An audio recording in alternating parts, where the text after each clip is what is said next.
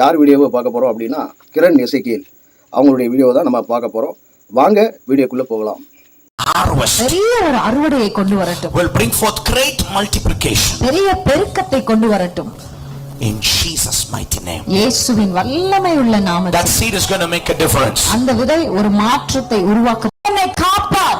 Look at the power of Jesus. இயேசுவின் வல்லமையை பாருங்கள்.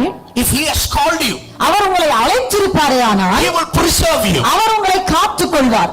You know, turn your Bible to Isaiah 10:27. ஏசாயாவின் புத்தகம் 10ஆம் அதிகாரம் 27ஆம் வசனத்திற்கு உங்கள் வேதத்தை திருப்பிக் கொள்ளுங்கள். The Bible talks about the anointing here. இந்த இடத்தில் வேதம் இந்த அபிஷேகத்தை குறித்து பேசுகிறது. It shall come to pass in that day that his burden shall be taken off from thy shoulder and his yoke from thy neck, and the yoke shall be destroyed. நாம் கொடுக்க போகிறோம். This is not the church offering. இது சபை காணிக்கை அல்ல. This is the offering to buy the mic. ஆகையால் இது mic வாங்குகிறதற்கான காணிக்கை. And it's a very expensive mic. அது மிக விலை உயர்ந்த ஒரு mic. Amen. Amen. And it's going to come soon in Jesus name. அது வெகு சீக்கிரத்தில் வர போகிறது இயேசுவின் நாமத்தில். Kamivela, amen. Take your seed. Take that, maybe that 500, 1,000. You know, you have the phone pay, the screen, and those watching me. உங்கள் விதைகள் கைகளில் எடுங்கள். என்னை பார்த்து கொண்டிருப்பவர்கள் ஸ்கிரீன்ல போடப்பட்டிருக்கிறதான போன் பே, கூகுள் பே நம்பர் முகாந்தரமாய் நீங்கள் விதைக்கலாம்.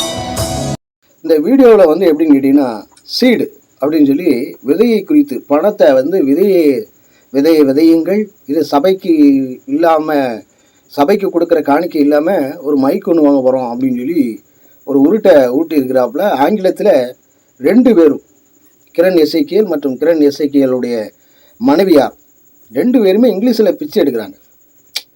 பாருங்கள், ஆண்டவராகிய இயேசு கிறிஸ்துவை மறைச்சி அவங்களுடைய வாழ்வியலுக்கு என்ன, அந்த சபையில் என்ன மாதிரியா இது பண்ணணும் அப்படிங்கிறத குறித்து தான் அவங்க லீட் பண்ணுறாங்க. ஒவ்வொரு லைவ்லையும் பார்த்தீங்க அப்படின்னா கடைசியில் ஆன்லைனில் பார்க்குறவங்களே கொஞ்சம் சீடு அனுப்புங்க அப்படின்னு சொல்லி சொல்கிறாங்க.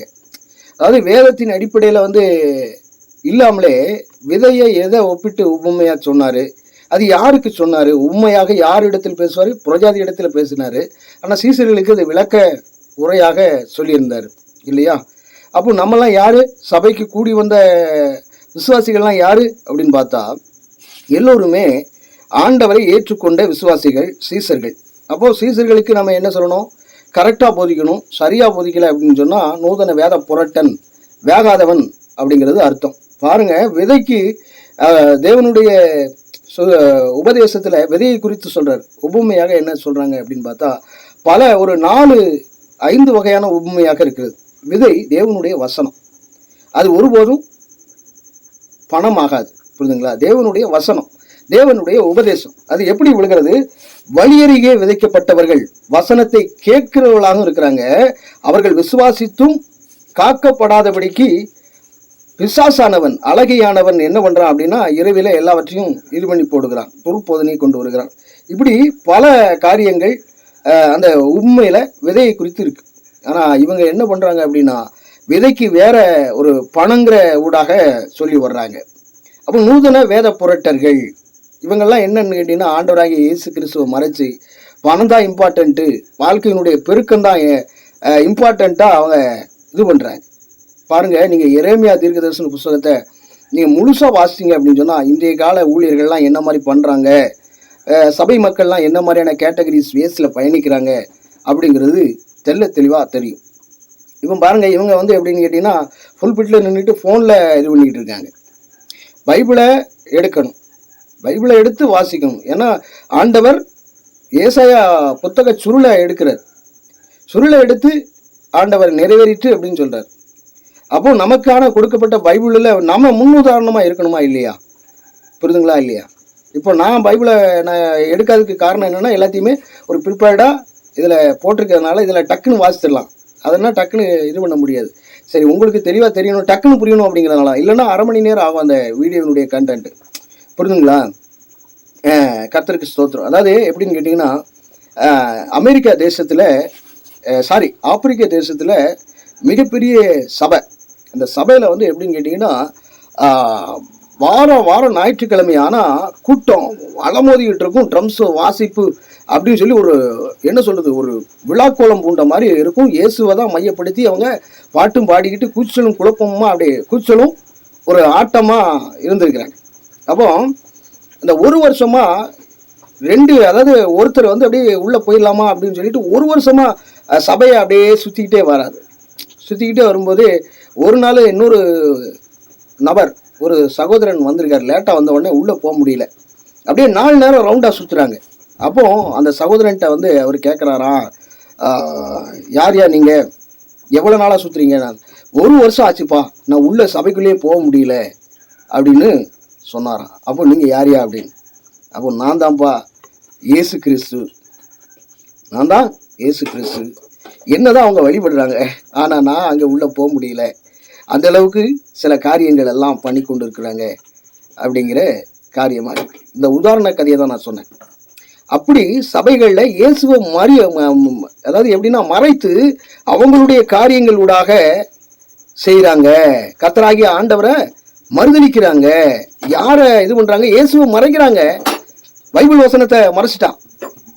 இனி தீர்க்க தரிசனம் சொல்லி பாம்பின் ரீபண்ட், அதை என்ன சொல்றது, வலுசிற்பத்தினுடைய இது அபிஷேகம் அப்படி இப்படின்லாம் என்னெல்லாமோ உருட்டுற அந்த யாரு திறநேசைக்கியல்ங்கிற டுபாக்கு பாருங்க. கர்த்தருக்கு ஸ்தோத்திரம். இப்படிப்பட்டவங்க கூட பயணிக்கிறவங்க எப்படின்னா, எரேமியா தீர்க்க தரிசன புத்தகம் 4:22 என் ஜனங்களோ மதியற்றவர்கள், என்னை அவர்கள் அறியாதிருக்கிறார்கள், அவர்கள் பைத்தியம் உள்ள பிள்ளைகள், அவர்களுக்கு உணர்வு இல்லை, பொல்லாப்பு செய்ய அவர்கள் அறிவாளிகள், நன்மை செய்யவோ அவர்கள் அறிவில்லாதவர்கள் அப்படி என்று எழுதப்பட்டிருக்கிறது. அதே போல இப்ப நான் முதல்ல ஒரு கதையை சொன்னேன் தெரியுங்களா, அந்த கதையினுடைய சில காரியங்கள் சொல்றேன் பாருங்க. கர்த்தர் எங்கே என்று ஆசாரியர்கள் சொல்லாமலும் வேதத்தை போதிக்கிறவர்கள் என்னை அறியாமலும் இருந்து மேய்ப்பர்கள் எனக்கு துரோகம் பண்ணினார்கள்.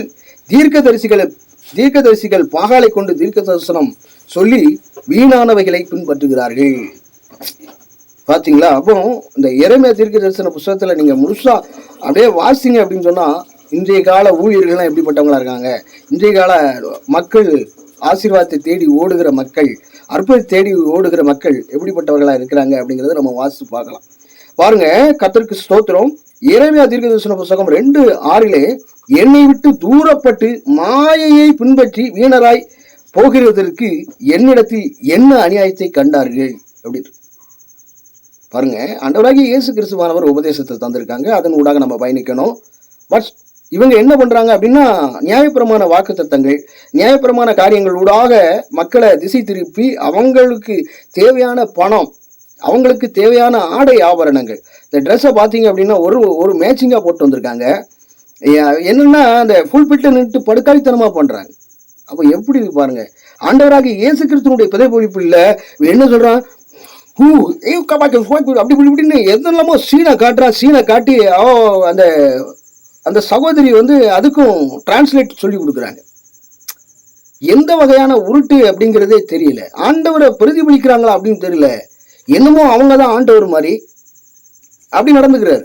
இப்பொழுது ஒரு ஆசீர்வாதத்தை தருகிறார். எந்த அடிப்படையில தருகிறாங்க? அங்க போற சபைகளுக்கு ஒரு அறிவு வேண்டாமா? மதியற்றவர்களா இருக்கிறது எப்படி?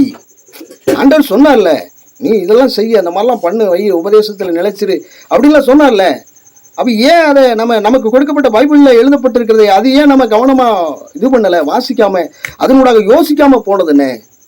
இந்த வாக்குத்தத்தம் யாருக்கானது, எதன் அடிப்படையில் எழுதப்பட்டு இருக்கிறது, அதுக்கு இணைவசனம் என்ன சொல்லுகிறது, ஆண்டவர் உண்மையாக சொன்னாரே அது யாருக்கு சொன்னது, அதனுடைய அர்த்தம் என்ன அப்படிங்கிறத நாம வேத வாக்கியங்களை ஆராய்ந்து பார்த்தோம் அப்படின்னு சொன்னா, நாம புத்தி உள்ளவர்களா, தெளிந்த புத்தி உள்ளவர்களா நாம இருப்போம்.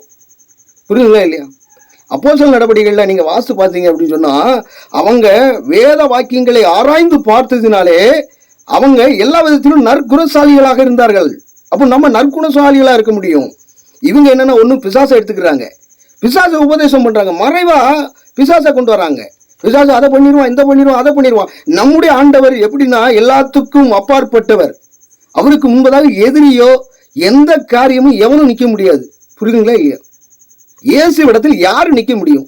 பிசாசு எல்லாம் ஒரு ஆளு, அவனுக்கெல்லாம் ஒரு வேல்யூ ஏன் கொடுக்கணும்னு தெரியல. பிசாசு போராடுவான், அதை போடுவான், இதை போடுவான். உங்களுக்கு நீங்க பணம் கொடுக்கலன்னா உங்களுக்கு தரித்திரத்தை கொண்டு வருவாங்க அப்படி இப்படின்னு. ஆண்டவர் சோதிக்கிற ஆண்டவரா? பணத்தை எதிர்பார்க்கிறாரா? இவங்க செய்யறது பூரா நூதன உருட்டு. இப்படிப்பட்டவர்களை குறித்து எச்சரிக்கையாக இருங்க. இந்த லைவ்ல போயிட்டு நீங்க பாக்குறீங்க பாத்தீங்களா, இதுவே உங்களுக்கு ஒரு இடரலை உண்டாக்கும். ஒருத்தன் ஆசீர்வாதத்தை குறித்து பேசுறான், பாவத்தை குறித்து பேசாம இருக்கிறான், உணர்த்தாத ஒரு இதா இருக்கு, நல்ல டீச்சிங் இல்லை அப்படின்னு சொன்னாலே இவங்க வேத புரட்டர்கள். புரிதுங்களா? ஆண்டவருடைய உபதேசத்தை கொண்டு வந்தால் மட்டுமே அவர்கள் நல்ல ஊழியர்களாக இருக்கிறாங்க. ஆதலால் கவனம் கொள்ளுங்கள், விழிப்பாக இருப்போம். தேவன் உங்களோடு கூட இருப்பாராக.